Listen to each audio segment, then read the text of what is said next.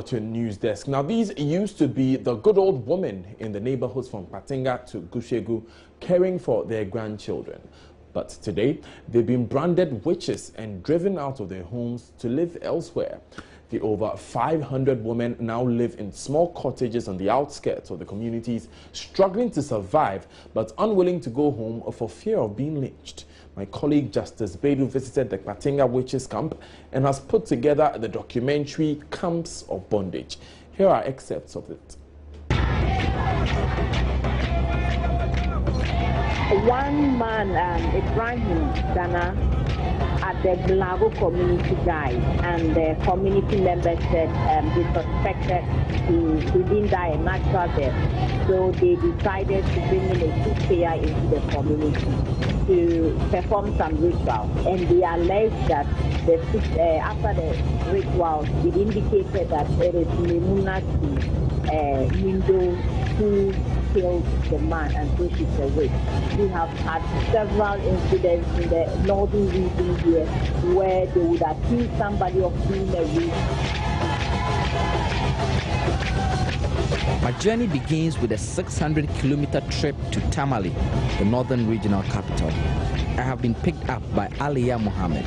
I work directly with all the alleged witches in the 5 camps that are currently hosted by the region. ActionAid has been rescuing people suspected of witchcraft from camps here for over 10 years now. Majority of us claim we are people of faith. If we are not Muslims, we are Christians, or we are traditional believers. But this is something that is deep-rooted in people's hearts and their blood.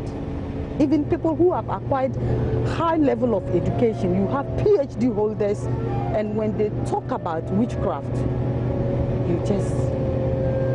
it can just put you off. Yeah.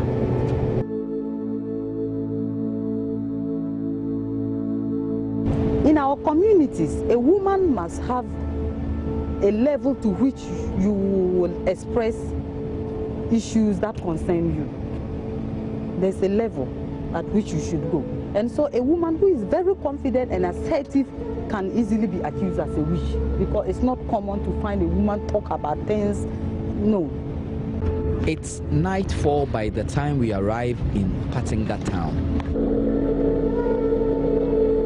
The next morning, I head to the camp.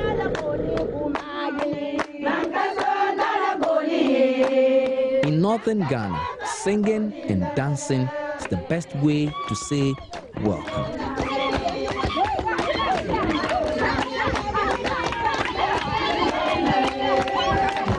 The singing and dancing ends. The women coil back into their lonely shells. This is home to over 100 women. It's one of the largest witches' camps in Ghana. Memunatu Sando doesn't even remember exactly how many years she spent here, but thinks she's been here for about 20 years. She's the oldest here and has seen many like herself accused of witchcraft, chased out of their homes, brought here to endure a life of solitude, and left to die in tattered penury.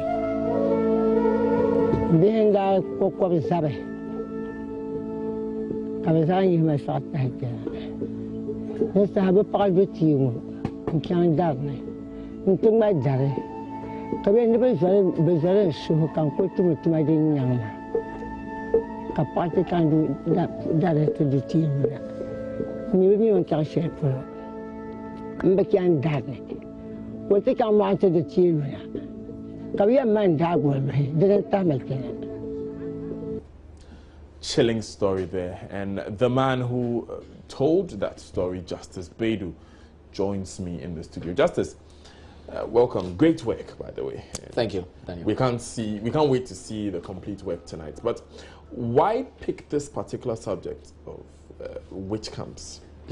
So first of all, I think it's important to say that this is not the issue of the witch camp is not something that is new. A lot of people who follow news in this country would already know about it.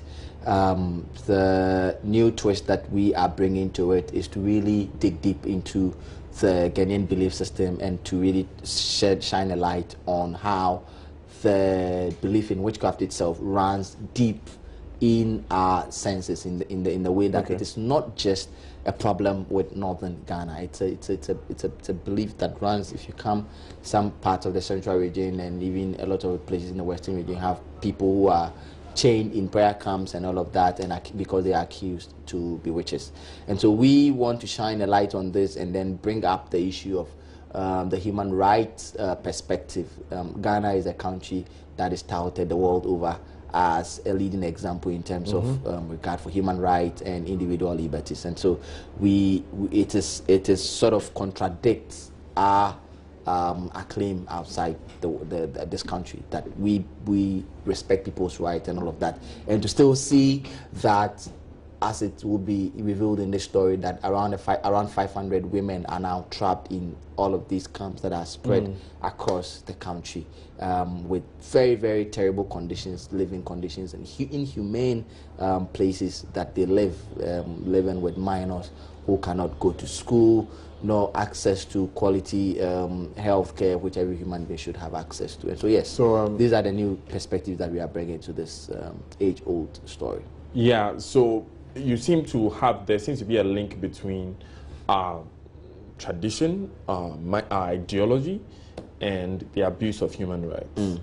We have found this play out in a number of other situations, like female genital mutilation was an abuse of human rights. But we still see that there are a lot of deep-seated ideologies, Ghanaian, African ideologies, which do not augur well for some people. How do we use this to battle these mindsets? So I think one of the issues that we deal with as journalists in terms of telling some of these stories is the sense of denial that people live in and want to pretend that, well, this is very far away from us. It's not really happening close to us, and so it's not really a Ghanaian problem. We, through this documentary, want people to face up with the reality and to say that, look, this is happening. This is how terrible the sort of condition that we are putting people who are citizens of this country through. And we really need to ensure that the law works in order that people are protected, so that you can't just get up and say that this person, whether it is true or not. I mean, what we are doing is not to say there is or there isn't witchcraft, or to say that witchcraft is real or witchcraft isn't. Okay. The most important issue that we want to highlight is whether people are witches or not should not deny them of their basic human rights. Okay. And so we want to ensure to see that institutions like the Commission for Human Rights and Administrative Justice, which is the first point of call for which is supposed to prosecute people who perpetuate some of these crimes against other people, are brought to book. We want to ensure that organizations like the police are better resourced to work. I'm very curious about this, trying to use it to paint a picture, a snapshot of, or take a snapshot of the Ghanaian psyche and the Ghanaian mentality. Were you able to visit any other areas apart from the northern part of Ghana? Yes. So in the northern region alone, there are now about 6 of these camps that are active, but not just there. So you come to places like southern Ghana. We now have a lot of prayer camps that are springing up by the day, all of which are saying that they have the powers to cure people of witchcraft. And so you have people coming in their hundreds, sometimes thousands. I filmed for this documentary a prayer camp where the pastor says, my prayer camp is the headquarters of witchcraft in Ghana. And so they say they are able to, they have the powers to cure everybody of witchcraft. And so people from all over the country throng this place to be cured of witchcraft. Same suspected exactly, witches there. Exactly. And so, yes, the dynamics are different in other parts of the country. So it is linked to all of these places. So which is why I said that it's really something that we expect that would go down to the Ghanaian belief system, so that we begin to question the status quo and then ask that what is this our belief system doing to the people of this country? Wow. I must say, Justice, I can't wait to watch that particular documentary. Camps of Bondage. It airs tonight at 6:30 p.m. on the JoyNews channel here on Multi TV. Now, you're still watching News Desk. We have to move on now. Aware of the potential danger to security in the continent, African leaders say enough of the talk. They are moving towards finding a lasting solution to the canker. The 30th summit of the African Union is ending today in Addis Ababa, and as presidential correspondent Elton John Brobe reports, far-reaching decisions are expected to be adopted. You're still watching News Desk. We'll be back right after this.